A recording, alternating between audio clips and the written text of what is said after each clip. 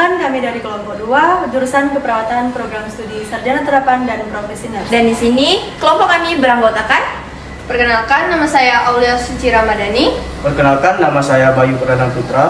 Perkenalkan, nama saya Karisa. Perkenalkan, nama saya Destiana Rahmawati. Dan saya Dewa Made Sukmarayu. Selamat menyaksikan. Sistem skeletal manusia atau anatomi kerangka tubuh manusia. Sistem skeletal merupakan sistem yang tersusun dari berbagai jenis dan bentuk tulang. Tulang terbentuk dari jaringan ikat yang keras dan kaku, sehingga dapat memberi bentuk dan menopang tubuh kita. Pada orang dewasa, ada sebanyak 206 tulang, terbentang dari bagian kepala hingga ujung kaki. Tulang memiliki bobot. Ia memasuk 20% dari berat badan manusia dewasa. Pada bagian tertentu, dari tulang merupakan tempat melekat otot, sehingga kita dapat melakukan berbagai gerakan. Berdasarkan letak dan peranannya, tulang dibedakan menjadi dua, yaitu tulang sumbu atau tulang aksial dan tulang ekstremitas atau tulang apendikular. Berdasarkan pembagiannya, tulang aksial terdiri dari tulang tengkorak yang disebut kranium, susunan tulang belakang, vertebrae, tulang rusuk, costai, dan tulang dada, sternum. Dan selanjutnya tulang apendikular, yaitu terdiri dari tulang gelang bahu atau girdle pectoral, tulang ekstremitas superior, tulang gelang panggul atau girdle pelvis, dan yang terakhir tulang ekstremitas atau inferior. Tulang kranium atau tulang tengkorak. Tulang kranium sesungguhnya termasuk jenis tulang flate atau tulang pipi. Walaupun demikian, tentunya sangat kokoh dan kuat sehingga dapat melindungi organ-organ penting yang berada di dalamnya, yakni otak atau sekitar mata, yakni dari trauma atau benturan. Kranium dibedakan menjadi dua kelompok, yaitu yang pertama neokranium yang menyusun batok kepala, yang kedua ficocranium yaitu tulang yang membentuk tulang wajah dan juga dagu. Selanjutnya, neurocranium dibentuk oleh beberapa tulang dan tulang-tulang tersebut dipisahkan secara halus oleh persendian yang disuturan. Tulang-tulang neurocranium terdiri dari yang pertama ada tulang frontalis, yaitu tulang dahi, yang kedua tulang brachiosalis, yaitu tulang ubun-ubun, yang ketiga tulang occipitalis, dan yang keempat tulang temporalis atau tulang di sekitar telinga, yang kelima tulang sphenoidalis. Sementara itu, tulang-tulang yang menyusun pictorocranium terdiri dari yang pertama ada nasalis atau tulang hidung, yang kedua ada zygomaticus, yang ketiga ada maxillaris, dan yang keempat ada mandibularis atau tulang dagu. Inilah tulang kranium yang harus kamu ketahui. Tulang belakang atau tulang vertebra merupakan deretan tulang-tulang yang tersusun memanjang terdiri dari 33 ruas tulang terbentang mulai dari bagian leher, punggung, perut, hingga bokong. Bisa kita lihat, ruas-ruas tulang vertebra merupakan jenis tulang keras yang bentuknya tak beraturan. Fungsi tulang ini melindungi sumsum tulang belakang, juga menjadi tempat keluarnya serabut saraf. Tulang vertebra mampu menyangga dan menjaga keseimbangan tubuh, menyongkong kepala dan tangan. Serta di tulang belakang inilah dihasilkan sel-sel darah yang penting bagi tubuh kita. Tulang vertebrae terbagi menjadi 5. Yang pertama yaitu vertebrae cervicalis 7 ruas yang berfungsi untuk menopang kepala. Yang kedua vertebrae thoracalis 12 ruas yang berfungsi untuk tempat perlengkapan 12 pasang dari tulang rusuk. Yang ketiga vertebrae tombalis 5 ruas yang berfungsi untuk menopang tubuh agar tetap tegak. Yang keempat vertebrae sacralis memiliki 5 ruas tulang tetapi sudah mengalami fusi atau penyatuan.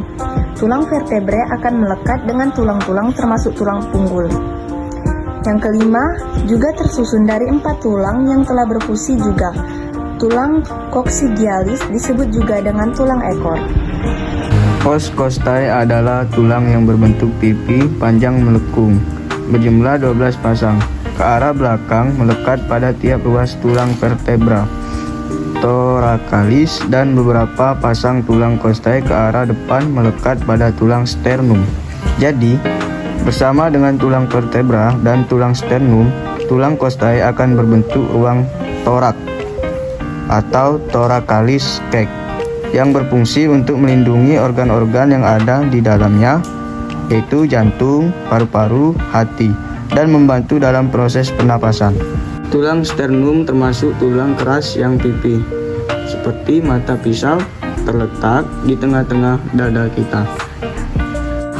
Berdasarkan cara melekat pada tulang sternum, tulang costa dibedakan menjadi 3 kelompok, yaitu costa vera atau tulang costa sejati, yaitu tulang costa yang melekat langsung pada tulang sternum.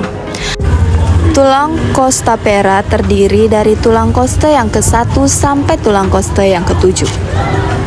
Selanjutnya adalah tulang rusuk palsu, artinya tulang costa ini tidak melekat langsung pada tulang sternum, tetapi melekat pada tulang costa sebelumnya dengan bantuan tulang rawan yang masuk.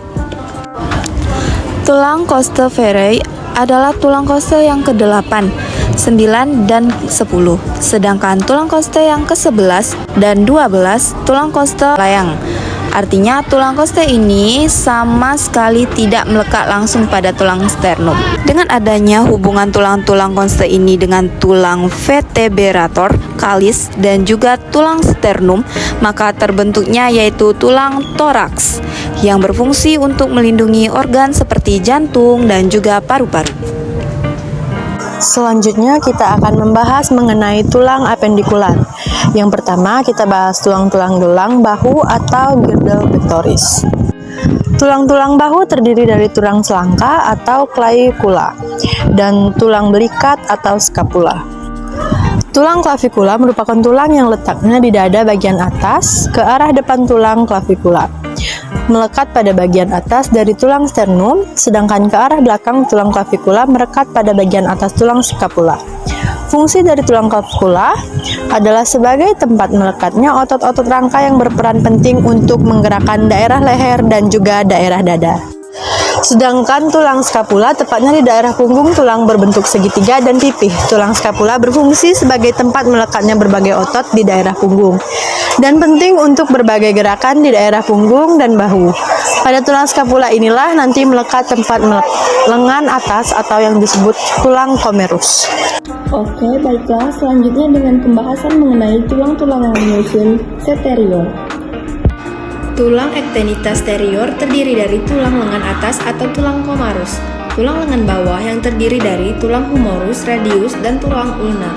Juga tulang-tulang yang menyusun telapak tangan yaitu tulang karpas dan juga tulang metatarsals dan juga tulang jari jemari yang disebut plaigias. Selanjutnya, tulang-tulang ekstenitas terior ini nanti kita akan diselimuti oleh berbagai otot rangka sehingga dapat melakukan berbagai gerakan. Kita lanjutkan selanjutnya tulang apendikular lainnya atau tulang giardia pelvis atau tulang punggul. Tulang punggul terdiri dari tulang limium, ischium, pubis ke arah belakang. Tulang ilmium melekat pada tulang sacralius sehingga susunan-susunan dari tulang punggul ini akan membentuk suatu rongga, dan bagi wanita yang melahirkan rongga ini sangat penting perannya sebagai jalan lahir bayi. Fungsi lain dari tulang punggul ini adalah untuk menopang dan juga melindungi organ-organ reproduksi dan kantung kemih. Susunan dari tulang tiga punggul ini juga akan menjadi tempatnya pelekat tulang extremitas interior yaitu tulang femur atau tulang paha. Selanjutnya kita akan membahas tentang tulang-tulang yang menyusun extremitas inferior terdiri dari tulang paha, tulang femur, tulang dengkul, dan tulang pantola. Tulang tungkai yang terdiri dari tulang kering atau tulang fibia, tulang betis atau yang disebut dengan tulang facula. Lalu ketika ada yang menyusun tulang telapak kaki yakni tulang martasal, yang terakhir tulang jemari kaki yang disebut dengan palagas. Kalau kita perhatikan tulang femur dan tulang fibia, keduanya termasuk tulang panjang dan bentuknya seperti tulang pipa. Kedua tulang ini merupakan tulang yang begitu kuat dan keras sehingga mampu menopang seluruh tubuh kita. Selain itu, pada tulang femur, fibia dan juga fibula diselimuti oleh lapisan otot rangka yang begitu tebal sehingga mampu melakukan banyak gerakan. Baiklah teman-teman, demikianlah hasil penampilan video dari kelompok kami. Apabila ada salah kata, kami mohon maaf dan kepada Allah kami mohon ampun. Kami akhiri. Wabillahi taufiq wal hidayah.